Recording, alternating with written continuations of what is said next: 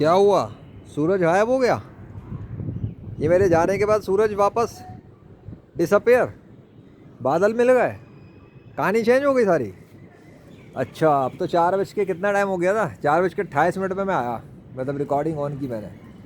सो दूसरी बात ये कि मौसम सुहाना तो चल रहा है अभी भी, ऐसी बात नहीं है। पीछे भी मिले हुए बादल सब है। वाह अमेजिंग। यार ये वो उस वक्त सूरज की वो इतनी सी जगह बाकी थी ना, वो नहीं मिल रही थी। कितनी देर तक ना अजान हो गई लेकिन वो मिल के नहीं दे रही थी, अब घुल के नहीं दे रही। अस्तगफुरुल्लाह। ज़रा दूसरी साइड भी तो देख लें क्या सीन चल रहा है। मेरे अल्लाह के नाम का भी नज़ारा करें जो फ़र्श पे लिखा हुआ है।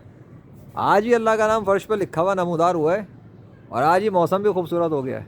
इत्तेफाक तो ये भी नहीं है, हैं? अभी इसके लिए अलग से स्पेशल वाली वीडियो बनाऊंगा, सब्र करो।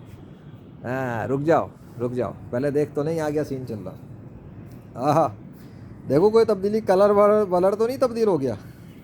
नहीं यार, अल्हम्दुलिल्लाह, अल्लाह अकबर, वाह भाई वाह, ज़बरदस्त।